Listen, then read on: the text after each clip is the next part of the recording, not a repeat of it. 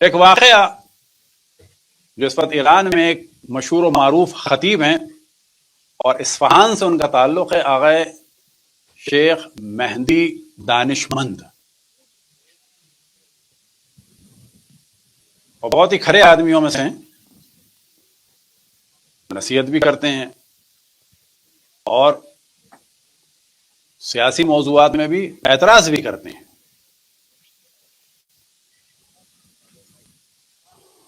تو انہوں نے، ان کے پاس نوجوان ان کے بہت عاشق ہیں اور بہت ہنسی مذاق والے بھی ہیں، اور ان کی محفلوں میں اکثر نوجوان ہوتے ہیں۔ تو انہوں نے کہا تقریباً ایک 30 سال کے قریب ایک جوان آیا، اس نے کہا کہ مجھے آپ سے بات کرنی ہے، نکل رہے تھے تو انہوں نے کہا کہ مجھے لکھ کے دے دینا۔ تو انہوں نے کہا لکھ کے نہیں ہو سکتا۔ تب انہوں نے کہا کہ میں نے خود اسے جان بوجھ کے کہا کہ دیکھو، جو لکھ نہیں سکتا وہ کچھ نہیں کر سکتا، تم لکھو، لکھ کے دو، پھر بات بھی کریں گے۔ انہوں نے کہا میں عام طور پہ نوجوانوں سے کہتا ہوں کہ لکھ کے دیں، بقول ان کے کہ لکھنے کے ذریعے سے انسان کے جو خیالات پراکندہ ہوتے ہیں نا وہ سیٹ ہو جاتے ہیں۔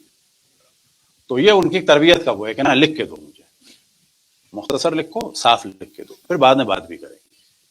کہنے لگے اس نے دیا مجھے لکھ کے اگلے دن، وہ میں گھر لے آیا، اور لانے کے بعد جب میں نے پڑھا تو میں نے کہا اس کو تو میں ڈھونڈ رہا تھا۔ کہتے ہیں اگلے دن جب میں گیا وہ مجھ سے ملا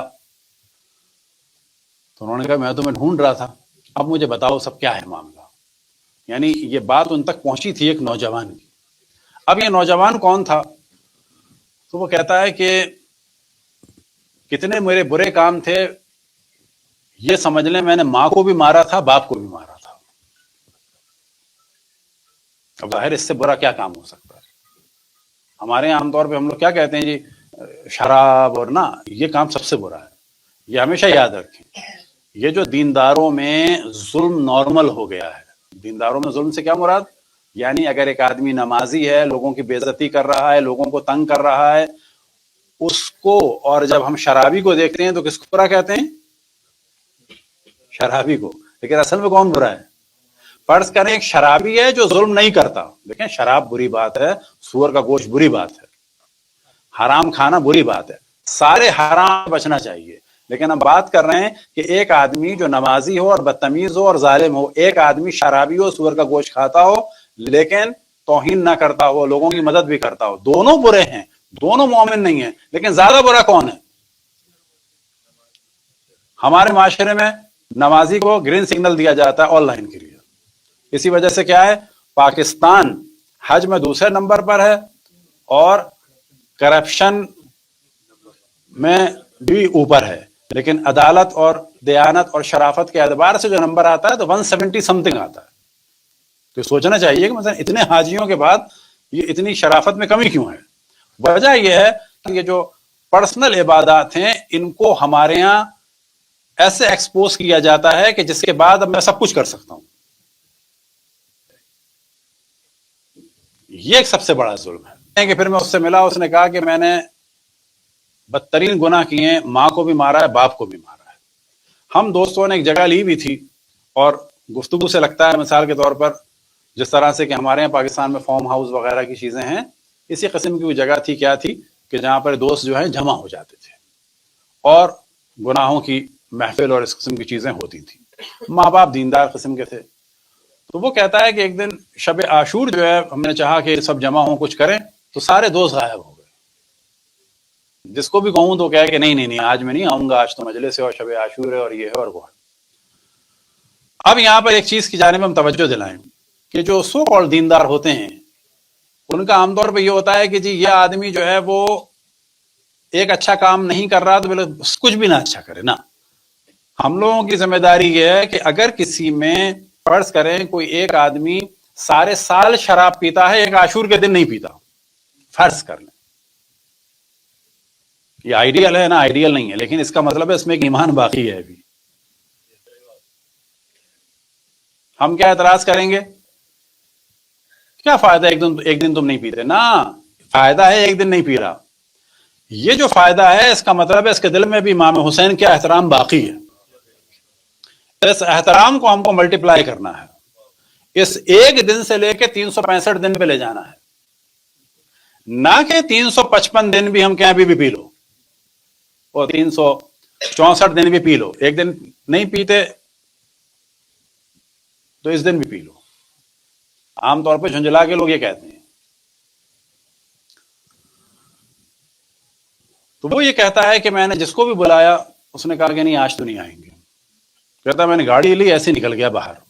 اب ایران میں ایک کام ہوتا ہے کہ جو اچھا ہے کمانے کے اعتبار سے کہ کوئی بھی گاڑی جا رہی ہو اس کو آپ روک سکتے ہیں. اگر اس نے ایسی بٹھا لیا تو بٹھا لیا، ورنہ کرایہ لے لیتے ہیں. اور عموماً لوگ یہی کام کرتے ہیں اور اس کو برا نہیں سمجھتے، اپنا ان کا کرایہ پورا ہو جاتا ہے. تو ایک لڑکی نے ہاتھ دیا، وہ بیٹھ گئی. اب بظاہر یہی لگتا ہے کہ ایک دم سے یہ لے گیا اسی جگہ پر، اور یہ لڑکی جو تھی بیچاری 18-20 سال کی، یہ گھبرا گئی بالکل، اور ظاہر ہے کہ نہیں بول پائی، گھبرانے لگی. کچھ لوگ اتنے کنفیوز ہو جاتے ہیں. اور اس نے یہی کہا کہ تمہیں میں واسطہ دیتی ہوں، میں سید ہوں اپنی ماں حضرت فاطمہ کا، اور تم کیسے آدمی ہو جو آج شب عاشور جو ہے اس قسم کا ارادہ کرتے ہو. تو یہ اتنا گرا ہوا تھا. اس نے کہا کیا ہوا شب عاشور؟ 2 اربوں میں لڑائی ہوئی، اس کا میرا کیا تعلق؟ جیسے ہوتا ہے نا بعض دفعہ لوگ پاکستان میں بعض دفعہ کہتے ہیں کہ ہم بھوکے ہیں کہ جو روزہ رکھیں. اس نے اس کو چڑھانے کے لیے کہا کہ 2 اربوں کی لڑائی سے میرا کیا تعلق؟ کہا کہ خدا کا خوف کرو، تم کس قسم کے آدمی ہو؟ تو اس نے کہا میں صرف جوان ہوں اور جوانی کی چیزیں جانتا ہوں. اس نے کہا تم جوان بھی نہیں ہو. غنڈوں کو فارسی میں کہا جاتا ہے وہاں پر لات، اور غنڈہ گردی کے لیے کہا جاتا ہے کہ لاتی. تو اس نے کہا کہ اگر تم واقعا جوان ہو، تم دیندار نہیں ہو، تو کم سے کم دیندار اگر نہیں ہو تو لاتوں والی لاتی تو تم میں ہونی چاہیے. لاتوں والی غیرت تو ہو تم میں، غنڈوں والی غیرت تو ہو تم میں، کیونکہ ان کو بھی چیلنج دیا جاتا ہے تو وہ ہوتا ہے.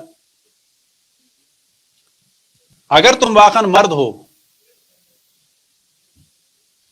تم اپنے آپ کو کنٹرول کر کے دکھاؤ، اور میں تمہیں وعدہ دیتی ہوں کہ میری ماں حضرت فاطمہ تمہیں سہارا دیں گی. تم اگر واقعا جوان ہو میری اس بات کو مانو. تو ایک دم سے جذباتی ہوا، اس نے کہا کہ چلو، اور اس کو چھوڑ کے آیا. وہ کہتا ہے کہ لڑکی جو ہے وہ گاڑی میں بھی کانپ رہی تھی، رو رہی تھی، اور جب میں نے اتارا ہے تو اس نے شیشے کے پاس آ کے پھر کہا کہ یاد رکھو میری ماں تمہیں چھوڑے گی نہیں، میری ماں حضرت فاطمہ تمہیں چھوڑیں گی نہیں، تمہارا ساتھ دیں گی، تمہیں دیں گی کچھ نہ کچھ.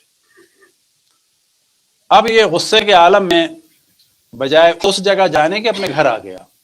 جب گھر آیا تو گھر میں کوئی بھی نہیں تھا، اور اس نے لگایا ٹی وی. جب ٹی وی لگایا تو ڈائریکٹ ٹیلی کاسٹ ہو رہا تھا کربلا سے، اور راستے میں اس لڑکی نے کہا تھا کہ تم اپنے اس کام کے ذریعے سے امام زمان کے تازیانہ مارو گے اگر میرے ساتھ کچھ کرو گے تو. وہ کہتا ہے کہ ایک دم سے جو ہے وہ کربلا کی زری آنے لگی. پھر ایک دم سے جو ہے وہ ٹی وی ڈیوائیڈ ہوا، تو ایک طرف امام حسین کی زری اور گنبد نظر آتا تھا اور چلا جاتا تھا، دوسری جانب حضرت عباس کا نظر آتا تھا. پھر ایک دم سے جو ہے وہ ٹی وی میں جیسے پارٹیشن سا ہو جاتا ہے تو امام حسین کی زری نظر آنے لگی، اور یہاں پر تعزیہ نظر آنے لگا. تعزیہ سے کیا مراد؟ کہ جو ایران عراق میں شبی خوانی ہوتی ہے. اور اس تعزیے میں کیا نظر آ رہا تھا کہ بعد شہادت امام حسین جب خیام جلائے گئے اور بیویوں کو مارا جا رہا تھا، تو اس میں تعزیہ میں دکھایا جا رہا تھا کہ امام حسین کی جو صاحبزادی ہیں ان کی منظر کشی تھی کہ ان کو جو ہے وہ مارا جا رہا ہے. تو ایک دم سے کہتے ہیں کہ کس طرح سے امام حسین کی بیٹی پہ ظلم ہوا، اور فوراً کہتے ہیں جو لڑکی نے جملہ کہا تھا کہ تم اپنے اس گناہ سے امام زمان کے تازیانہ مارتے ہو، تو کہنے لگے میں ایک دم سے وہ ہو گیا کہ جس طرح سے یہ لوگ تازیانہ مان رہے ہیں امام حسین کی بیٹی سکینہ اور رقیہ پر، میں امام زمان کو تازیانہ مارتا تھا آج تک گناہ کے ذریعے سے. اور یہ کہہ کے اس نے رونا شروع کیا، کیونکہ اس نے کئی سال سے عزاداری بھی چھوڑی ہوئی تھی. یہ کہہ کے اس نے رونا شروع کیا اور جناب سیدہ کو پکارنا شروع کیا، یہاں تک کہ صبح ہو گئی اور دروازہ کھلا. ماں باپ نے اس کو روتے ہوئے دیکھا تو ایک دم سے وہ لڑکا کہتا ہے میری ماں نے کہا رضا جان، اس لڑکے کا نام تھا رضا، کیا ہو گیا ہے؟ تم میں تو آج خوشبو آ رہی ہے حضرت فاطمہ کی، تم سے تو آج خوشبو آ رہی ہے امام حسین کی، کیا ہوا ہے؟ تو کہتا ہے کہ میں ماں کے قدموں پہ گر گیا، باپ کے قدموں پہ گرا، معافی مانگی کہ مجھے معاف کر دیں، اور کئی سال کے بعد اب میں نے کالی قمیص پہنی صبح حیات میں جانے کے لیے، حیات کہتے ہیں یعنی انجمن میں جانے کے لیے، ایران میں ہر محلے کی انجمن ہوتی ہے، کہتے ہیں میں نے کالی قمیص پہنی گیا۔ اب جو اچھا کام تھا کہ جو ہم سب کو کرنا چاہیے، جو وہاں کی حیات کا رئیس تھا، جیسے ہی اس نے انہیں دیکھا، ہمارے یہاں روش کیا ہوتی ہے کہ لو یہ بھی آ گیا شرابی، یہ بھی آ گیا، بابا جو آ رہا ہے اس کو آنے دو بھی۔ یعنی اس وقت اگر محفل میں کوئی خاتون آ جائے کہ جو گناہ کی زندگی میں ہو، عیاشی میں ہو، فحاشی میں ہو، رقص میں ہو، موسیقی میں ہو، گندی فلموں میں حتیٰ ہو، اس کو آنے دیں، اللہ کی جانب بھی ہم آپ روک دیں، کیا کریں؟ آنے دینا چاہیے۔ اصلا ایسے دیکھنا بھی گناہ ہے، اس کو نگاہ پڑ جائے الگ بات ہے، لیکن ایسے دیکھنا کہ جس سے اس کو شیطان برگلائے کہ اس جگہ دوبارہ نہ آنا، یا تمہارا احترام نہیں ہوتا، یہ بھی گناہ ہے۔ وہ جو حیات کا رئیس تھا اس نے اسے گلے لگایا اور بڑا استقبال کیا، بڑا احترام کیا، اور اس نے پھر زنجیر لے کے جو ہے وہ اپنا ماتم شروع کیا، اور کہتا ہے کہ بس میں روتا تھا اور کہتا تھا کہ جو گناہوں کے ذریعے سے میں نے امام زمان کو تازیانے مارے ہیں، تو ہر اس پہ یوں کہتا تھا میں نے امام زمان کو بہت مارا ہے۔ اور یہ جملہ کس نے کہا تھا؟ اس لڑکی نے۔ کہتا ہے کہ تھوڑا سا میں چینج ہوا، اسی انجمن کے سربراہ نے، اور یہ قافلے بھی لے جاتا تھا، تو مجھ سے کہا کہ چلو کربلا چلو گے۔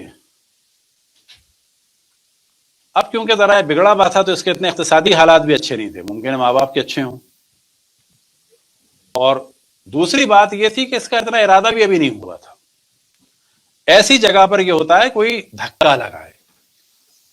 اس جملے کے بعد اب تک مجھے یاد ہے تقریر میں آ گئے دانش مند نے کہا کہ میری گزارش ہے مومنین سے کہ جب وہ زیارتوں پہ کسی کو بھیجنا چاہیں تو ہمیشہ بہت زیادہ مذہبی کو نہ بھیجیں، ان لوگوں کے جن کے دل میں تھوڑا سا بھی امام حسین کا احترام ہے، بعض نوجوان ہیں لاؤبالی قسم کے، ان کو بھی بھیج دو، کیونکہ جو اچھے ہیں وہ تو ہیں، ان کو بھیج دو، ممکن ہے ذریعے امام حسین علیہ السلام کے پاس جائیں اور ان کے اندر ایک دم سے نورانیت آ جائے۔ تو اس انجمن کے جو رئیس تھے انہوں نے کہا کربلا، تو یہ ہکا بکا، اور وہ اس کو لے گیا کربلا۔ کربلا جا کے اس کو خوب احساس ہوا، اور دل میں یہی تھا کہ یا جناب سیدہ، میں نے ایک قدم بڑھایا اور آپ نے یہ کیا شروع کر دیا۔ پھر ایک جملہ کہ اس نے امام حسین سے کہا کہ امام حسین اب آپ مجھ سے کیا چاہتے ہیں۔ واپس وہاں سے آئے تو کیونکہ اس کا کام تھا قافلے لے جانا، اس نے کہا کہ عمرے پہ جانا ہے، اور عمرے پہ جو میں لوگ لے جاتا ہوں کام کرنے کے لیے ان میں سے ایک بیمار ہو گیا ہے، تو مجھے کسی کو تو لے جا رہا ہے، تم چل رہے ہو؟